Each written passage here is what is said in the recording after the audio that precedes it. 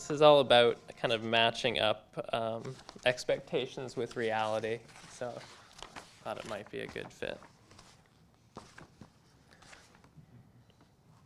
Okay, everyone has read that sufficiently now. It's like getting a small reaction. All right, so just in case people are curious about following the same information on their own time, I find that the Verizon business risk team's report would be the best if you only had one report to read and one reason to get into it. And they actually combine their data with Secret Service data, which is pretty interesting. So to begin with, where are we getting these attacks?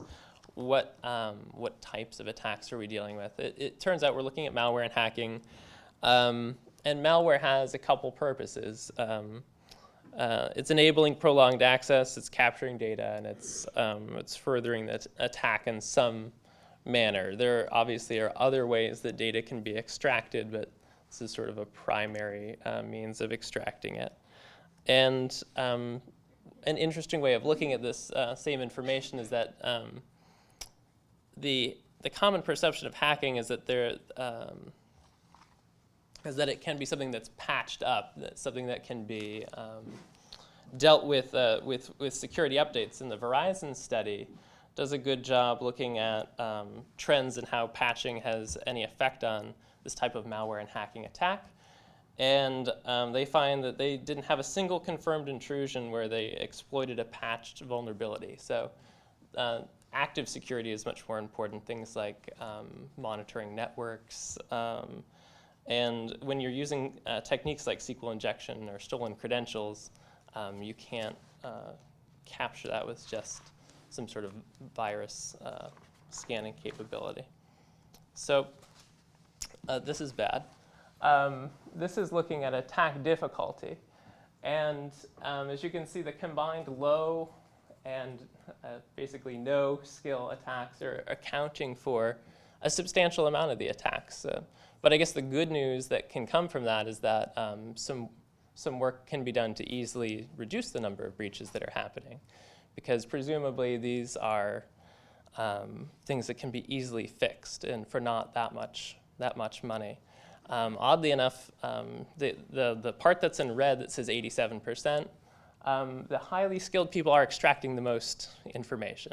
That's not that surprising. So most of the data leaves in big breaches by highly skilled people. That would be one way to read this. But there are plenty of incidents where a lot of data is not leaving that could be fixed by just fixing some small things that low or no skill attackers are able to take advantage of. This is looking at that second aspect, the number of identities that are exposed. So hacking is still the primary means of removing identity information from an enterprise. Insiders, though, do not make up a small threat, and I think it's worth maybe going into a little detail about what their role is, because they're, I think, somewhat overlooked in the equation of what's happening here. Yes? Where does malware fit in that? Where does malware? One problem with this switch in slides is that previously we're sourced by Verizon information. This switched to Symantec, as you can see in the lower right. So yes, they blended hacking and malware into one thing, and these definitions are somewhat shifty between studies. And would hacking include social engineering? In this case, yes, but not in the last slide that came before it, yeah. So in a general sense, you'll be able to pick up on some trends here, but yeah, there's a little sloppiness as you move between studies to try to pick up on exactly what's happening. This is going back to Verizon and their definitions. And here again, you're seeing that internal and multiple threats are an important aspect of what's going on. And one interesting thing that I picked up on in reading these studies is that a larger percentage of these breaches are done by non-malicious insiders than malicious insiders. So presumably this is a good thing because you can train the non-malicious people to not cause breaches. But it's much harder to find the malicious people in your organization and stop them. So that would be one positive lesson to take away from this. But the other thing is to keep in mind that everything is not coming from the outside.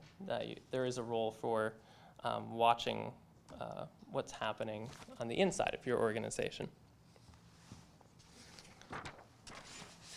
Okay, so what is it? What are the insiders doing? What are they doing?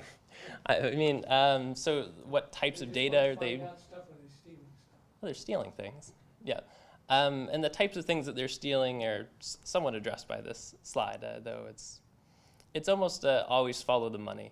So if you look at what people are taking, payment card data is first because payment card data very easily becomes money.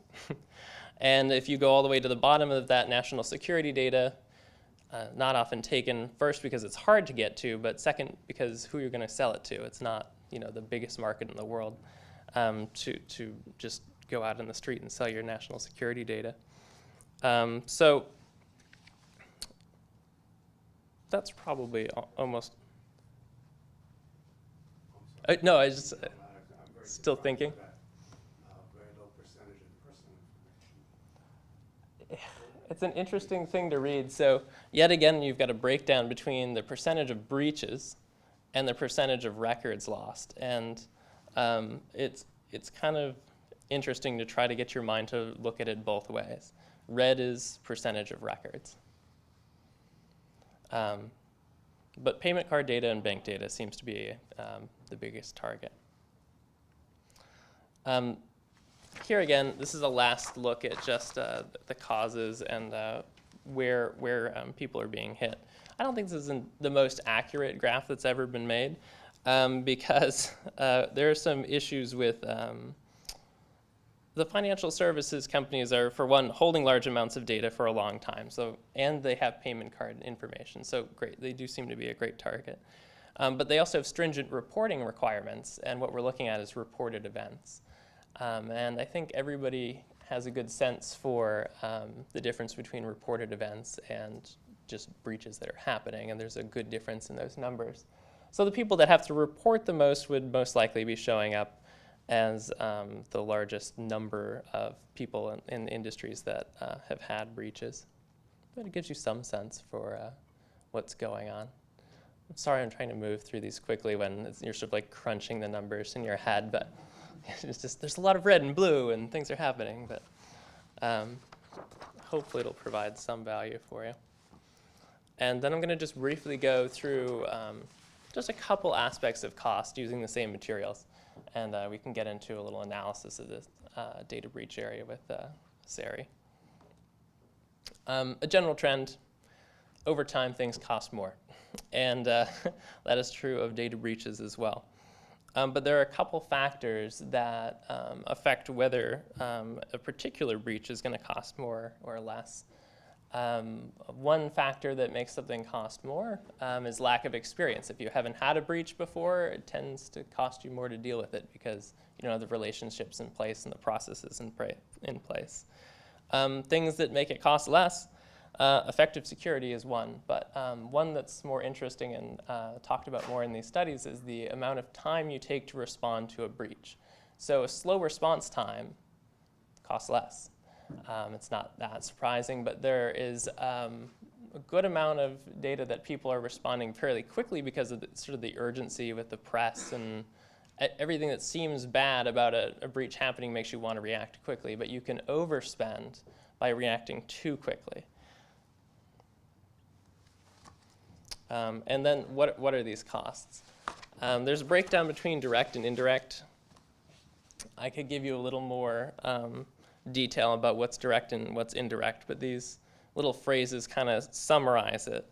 Direct is the cost of investigation and forensic analysis, the incident risk assessment, cost of implementing some of the plans that will result.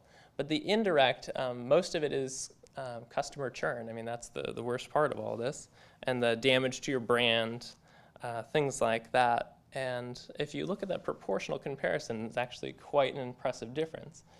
indirect cost is 2 to 1 outweighing direct cost.